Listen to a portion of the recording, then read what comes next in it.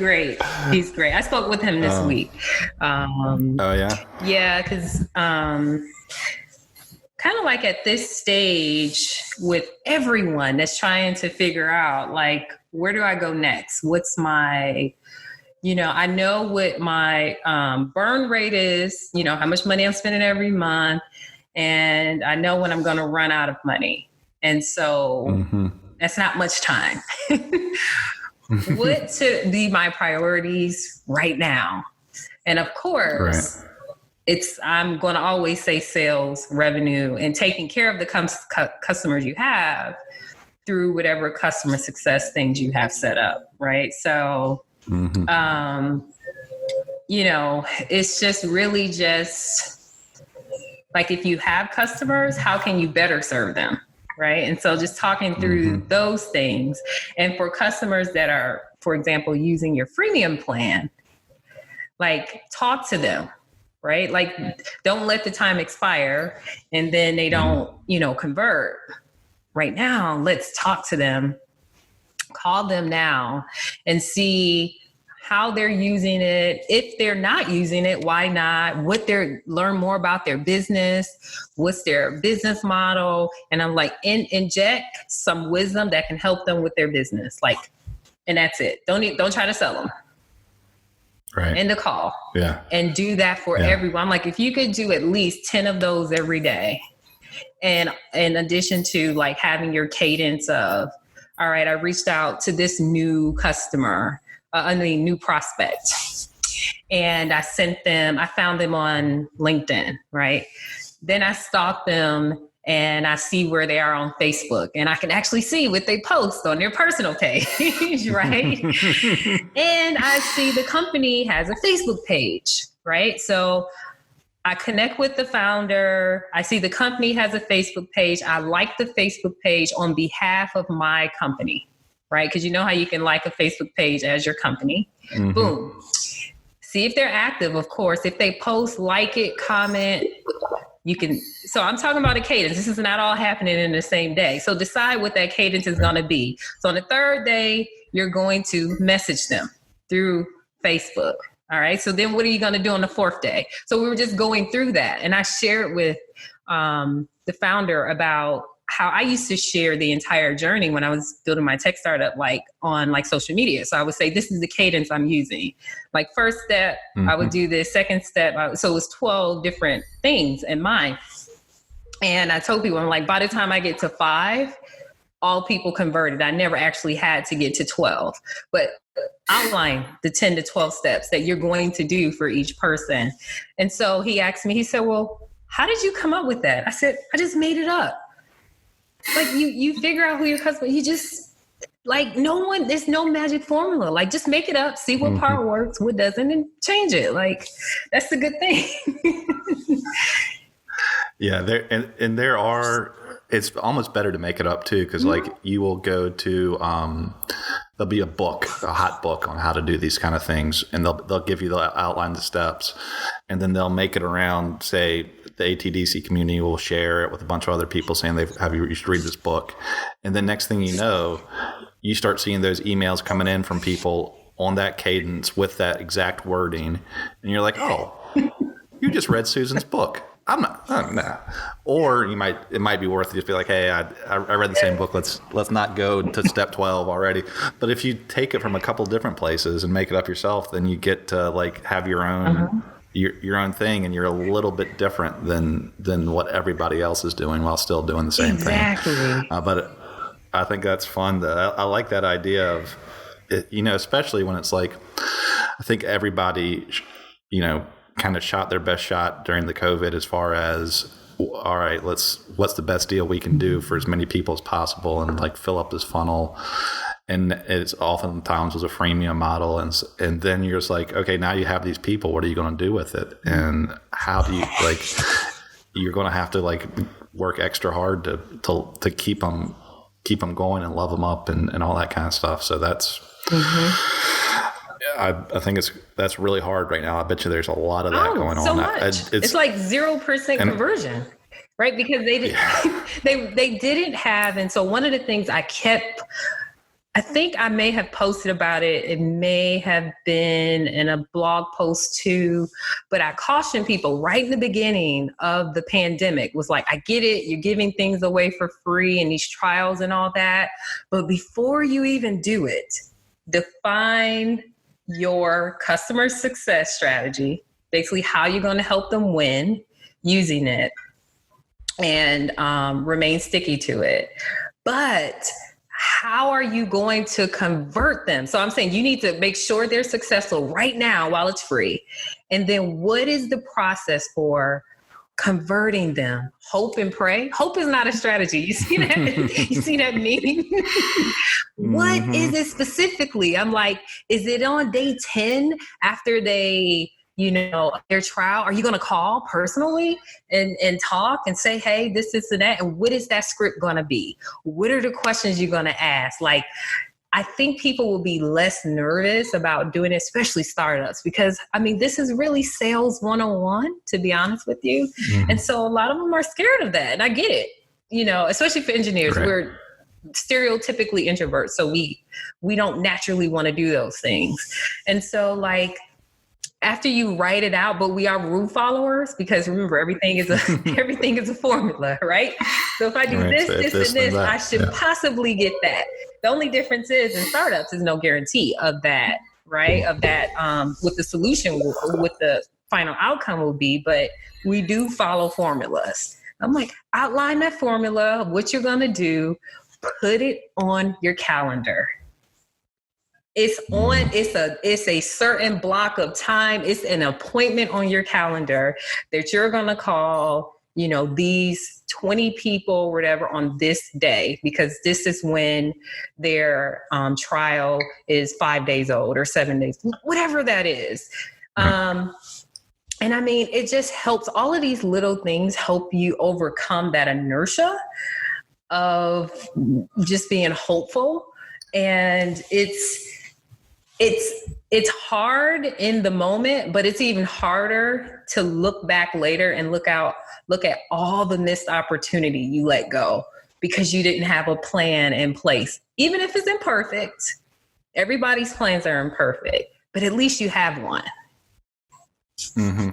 And those small things that you mentioned in the 12-step program help you kind of start your day, right? So you're like, before you get up the gumption to make the call, to pick up the phone and do the thing, which is the important part, cross a couple other things off your list, which is like follow their Facebook page or comment on their, these things that you can do while drinking your coffee and aren't like high risk, and none of it's high risk, but in your own mind, it's certainly a lot less energy. Warming you up, right? It's like getting your warm up in. That's right. Before, you don't want to pull a muscle, and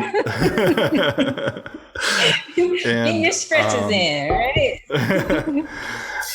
Yeah, one of the first, when I first started my old company, I started in the basement of an old professor's house, or a rental house of his, with another guy who was starting another startup. And he would write a to-do list every morning that would include things like put on your shoes and drink your coffee. And he would do that specifically because it would give him momentum towards the rest of the day. And so he knew, he's going to obviously do that stuff anyways, but if you feel it crossed off your list, you feel like you're getting some momentum going throughout your day. And I've never gotten to that point. I've tried it once or twice, but it became more work to write it all down than it was to actually do it. But I like, if that's the kind of thing you need to do to do it, I think it's any hack that works for you to do it kind of situation. Yeah. First, you got to be honest with yourself though, and admit that you're avoiding sales. So I just had a conversation actually through email today with a founder.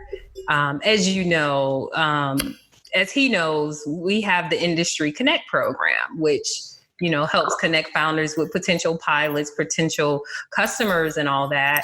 But outside of that program, you still have work to do. Like, ATDC is not your business development team, right? Mm-hmm. So some founders think, well, that's it. Those would be my early adopters. ATDC is going to get them for me.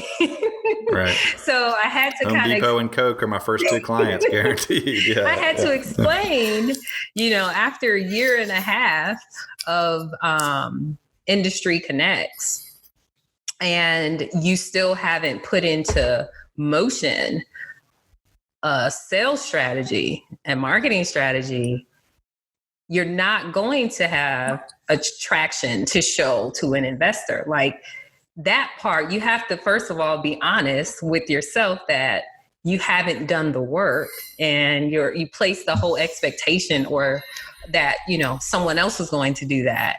And like, let's get down to business, and let's figure out what that is for you, which of course the foundation is your customer discovery, which of course everything has changed. So now, sorry to break it to you, but you're going to have to do customer discovery again. Yeah. Yeah. I do feel bad for Brad and Corbett, because I feel like their job is oftentimes easily blamed when something doesn't go right.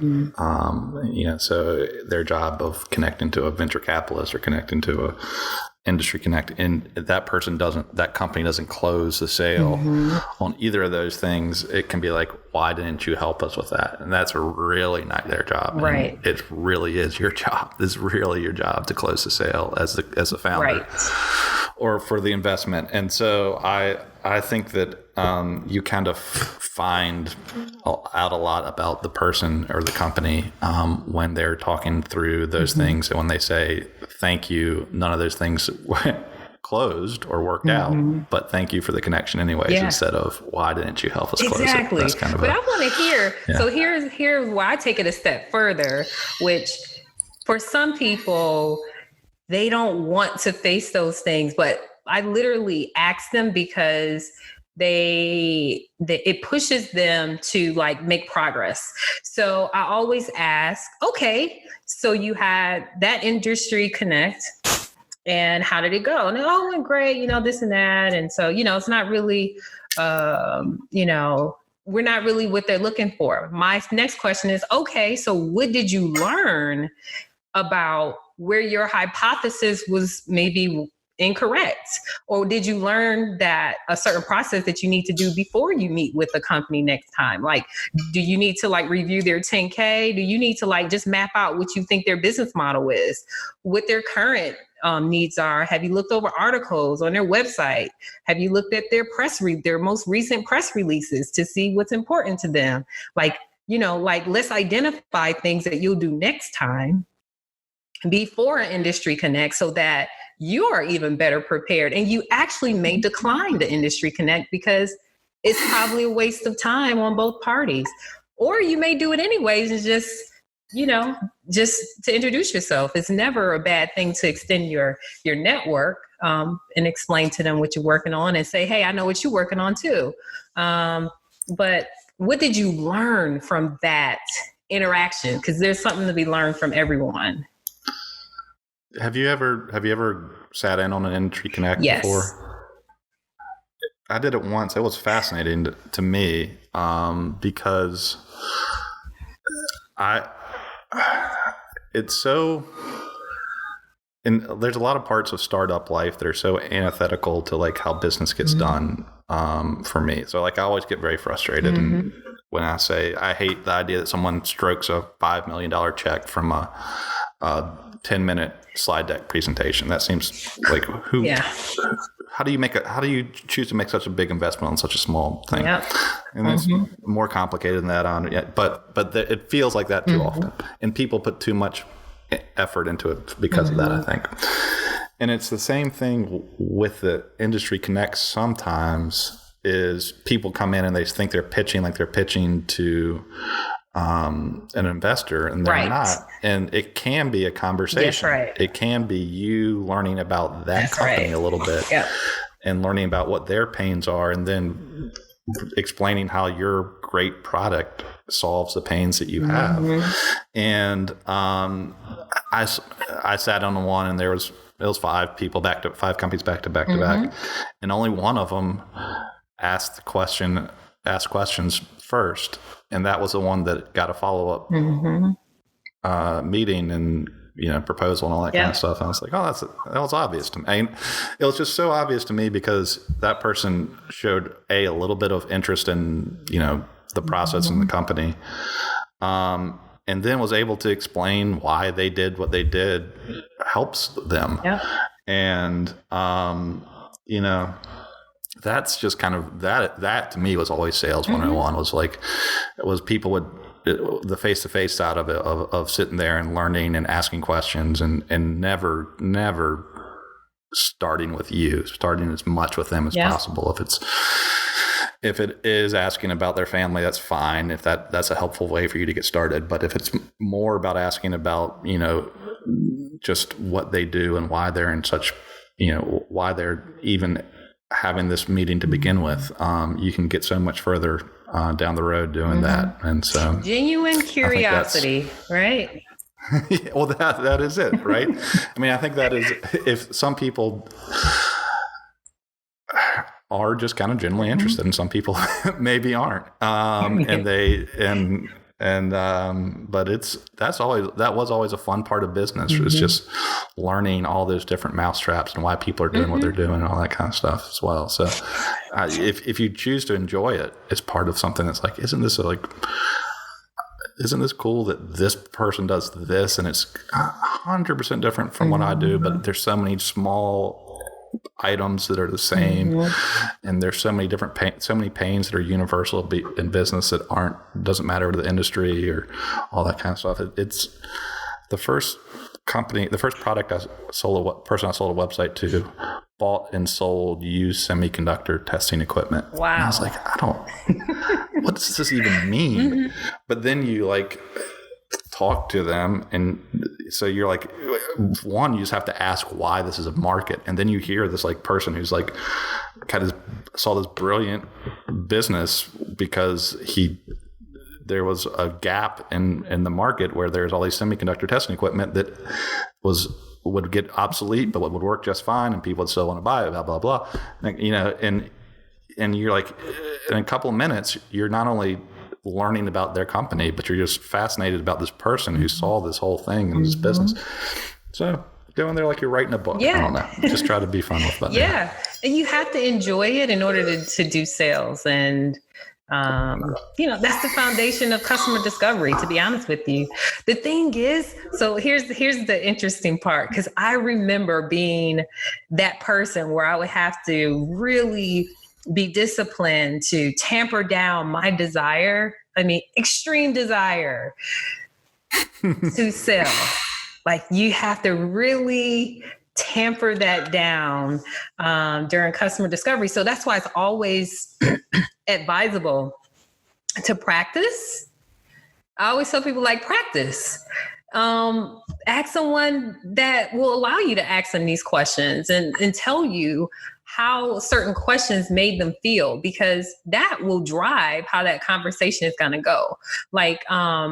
One of the things that I think they might teach it in the customer discovery class, they may or may not, but one of the most common mistakes in customer discovery is how we don't know this normally. It's just not normally known, but you don't ask people why. So you can say, whatever decision it is that they're making in their company. And you can say, okay, so why did you guys decide to do that? It seems very innocent, but you actually make people defensive and it shuts them down. And so they don't elaborate, and they really don't even give you the full reason behind your question, because in a way, subconsciously, it makes them feel like you're questioning their decision making. And so never start your questions with why. And so sometimes people don't know that most of the questions they're asking starts with why. And so you don't know that if you don't share the questions and you don't test them out on someone. And so if you can do that, you get comfortable with even just being conversational about what you're, going to do with the customers once you, get face to face or on Zoom with them.